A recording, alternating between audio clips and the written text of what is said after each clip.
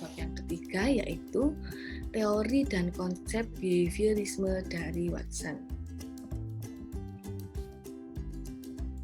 Nah, tadi kita sudah singgung sedikit bahwa teori belajar itu terdiri dari S dan R atau disingkat dengan stimulus dan respon.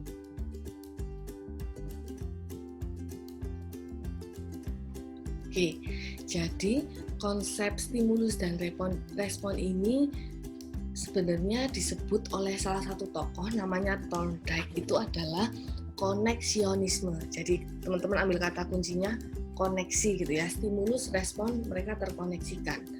Nah, tapi kalau menurut Watson dia mengatakan bahwa ini adalah behaviorisme gitu ya. Namun dalam perkembangannya kemudian akhirnya istilah koneksionisme ini hilang, lalu terganti dengan namanya psikologi behavioristik ya. Berikutnya adalah stimulus dan respon memang harus dapat diamati karena tolak ukur keberhasilan proses belajar itu harus tampak gitu ya. Seperti yang dikatakan tadi terkait dengan objektivitas, bahwa sesuatu itu harus bisa terlihat, harus bisa diamati ya, maka akan terlihat perubahan apa yang akan terjadi pada anak-anak ya. Lalu teori perubahan perilaku atau biasanya juga dikatakan teori belajar dalam kelompok behaviorisme ini memandang manusia sebagai produk lingkungan. Apa itu produk lingkungan? Segala perilaku manusia sebagian besar adalah pengaruh lingkungan sekitarnya. Jadi kalau teman-teman belajar di perkembangan gitu ya, ada istilah nature and nurture gitu ya. Nah, perbedaannya apa gitu ya? Yang satu merasa bahwa ketika manusia hidup itu ada unsur-unsur gen bawaan. Tapi yang satunya merasa bahwa manusia hidup itu berdasarkan dari lingkungan. Nah, ini adalah pandangan yang setuju bahwa segala sesuatu perilaku yang terbentuk manusia itu berasal dari lingkungan. Ya. Oke. Nah, ini lingkunganlah yang membentuk kepribadian manusia. Behaviorisme tidak bermaksud mempermasalahkan norma-norma pada manusia. Jadi dia nggak peduli ini perilaku ini buruk atau jelek, mereka nggak terlalu peduli. Cuman mereka merasa bahwa jadi pandangannya hanya fokus pada lingkungan itu bisa membentuk kepribadian manusia, titik gitu ya. Jadi dia tidak terlalu mengklasifikasikan apakah manusia ini tergolong baik, buruk gitu ya, rasional atau tidak, irasional atau tidak, seperti itu. Nah, orang akan bereaksi jika diberi rangsangan oleh lingkungan luarnya. Demikian juga jika stimulus dilakukan secara terus-menerus dalam waktu yang cukup lama, akan berakibat berubahnya perilaku individu. Nah, ini ada yang bilang bahwa sebenarnya ketika kita belajar psikologi teori behavioristik, itu adalah salah satu cara paling mudah dalam mendapatkan hati pasangan gitu ya. Loh kok bisa Bu gitu ya? Karena ketika kita belajar dari teori belajar ini, perilaku atau trait yang kita lakukan secara terus-menerus kepada calon inceran gitu ya, gebetan, maka lama-kelamaan dia akan menjadi terbentuk sebuah respon yang kita harapkan. Misalnya seorang cewek gitu ya, lagi deketin cowok, tahu banget kalau si cowok ini sukanya makan, sehingga dia PDKT-nya dengan cara setiap hari dibawain bekal. Lama-kelamaan cowoknya jadi suka gitu ya. Nah, karena sebenarnya ini adalah sebuah proses belajar. Dia memberikan stimulus bekal, makanan kesukaannya setiap hari, itu wujud dari perhatian. Lama-lama akan terbentuk sebuah respon. Nah, jadi sekarang yang lagi PDKT sama orang gitu ya, coba pelajari apa yang dia sukai. Lalu perlakukan hal tersebut setiap hari misalnya ya, atau beberapa hari sekali agar terbentuk sebuah respon gitu ya. Nah, itu bisa dicoba teman-teman. Oke, ini juga berlaku ketika besok teman-teman ingin mendidik anak-anak gitu ya, dengan cara memberikan sebuah stimulus tertentu secara berulang, maka akan terdapat sebuah respon yang tepat. Nah, tapi tidak hanya sekedar memberikan stimulus agar respon itu terjadi dengan baik, agar proses belajar itu terjadi dengan baik. Ada 4 hal yang menjadi kunci utama agar proses belajar ini terjadi dengan sempurna. Nah, yang pertama adalah dorongan, yang kedua adalah rangsangan, dorongan tadi drive, yang kedua rangsangan atau stimulus, lalu berikutnya respon, dan yang terakhir adalah penguatan atau reinforcement gitu ya. Nah, kita lihat apa sih maksudnya. Nih, jadi yang pertama namanya dorongan atau drive. Nah, dorongan atau drive ini merupakan suatu keinginan dari dalam diri seseorang untuk memenuhi kebutuhan yang sedang dirasakannya saat itu.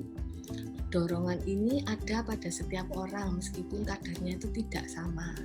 Ada yang kuat menggebu, ada yang lemah, tidak terlalu peduli akan terpenuhi atau tidaknya. Contohnya, ketika ada seorang anak yang memang sangat suka belajar, sangat suka membaca, kemudian di mall, jalan sama orang tuanya, ternyata ketemu buku yang bagus, tapi dia nggak punya uang.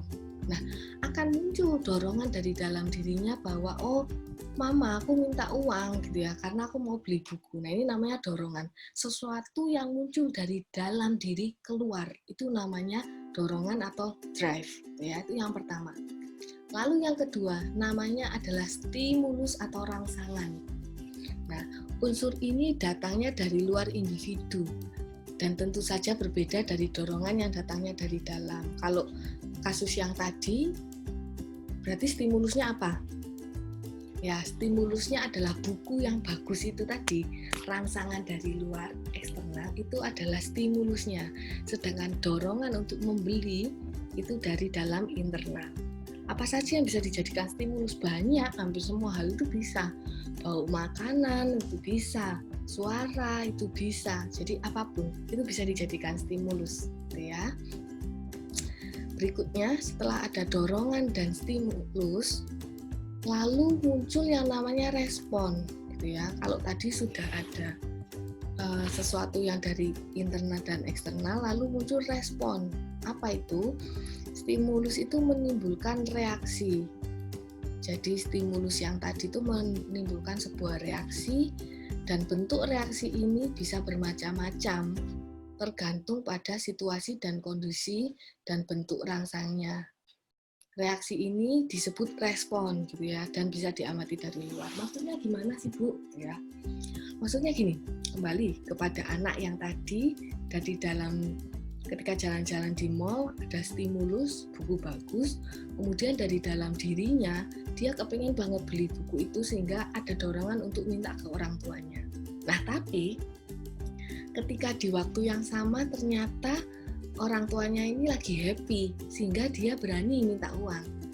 Tapi di lain kesempatan ketika dia menemukan buku yang bagus dan mau minta uang ke orang tuanya, tapi orang tuanya ini lagi bad mood gitu ya, karena HP-nya ketinggalan di rumah sehingga dia ketinggalan banyak informasi. Nah, ketika muncul situasi atau kondisi tertentu, maka anak ini akhirnya nggak jadi minta uang gitu ya, padahal sebelumnya dia berani minta uang. Nah, ini yang dinamakan bahwa respon ini juga tergantung pada situasi, kondisi, dan bentuk rangsangnya seperti apa.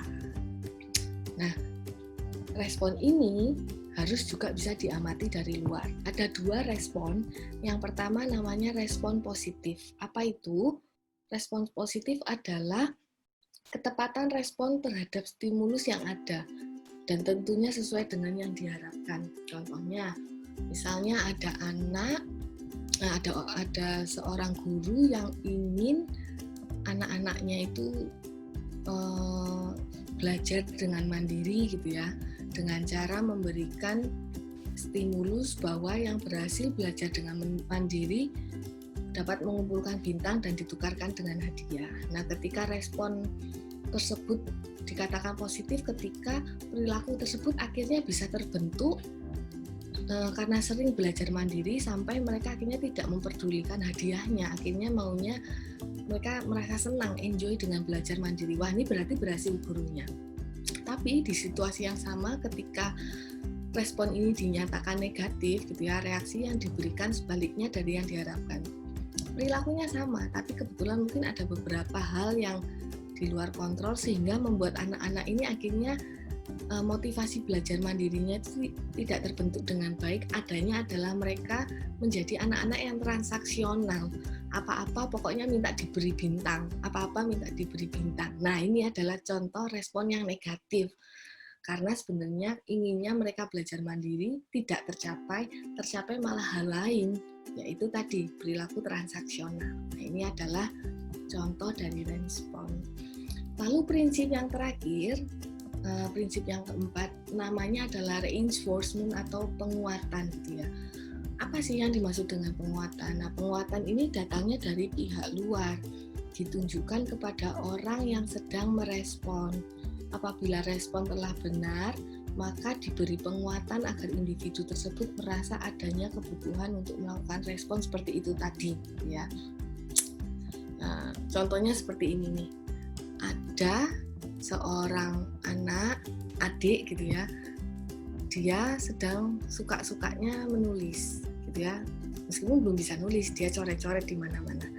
Sampai suatu hari dia mencoret-coret di bukunya kakaknya, lalu kakaknya tahu, terus kakaknya ini memberikan respon membentak dan marah, kamu itu gak usah main coret-coret lagi, misalnya seperti itu, jangan coret-coret lagi, keluar gitu ya.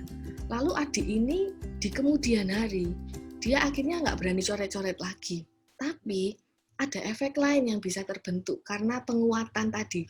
Penguatan yang dibentak tadi ternyata membuat adik ini jadi takut untuk mengeksplor lebih lagi, takut untuk mencoba menulis lagi gitu ya. Nah, coba kalau kita rubah cara respon kakak ini dengan seperti ini.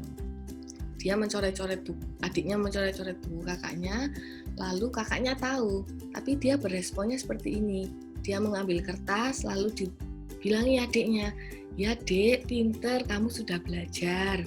Nah, tapi ini bukunya kakak, lain kali kalau belajar di kertas ini ya, biar bisa lebih leluasa coret-coretnya. Nah, ini adalah dua respon yang berbeda, meskipun stimulusnya sama.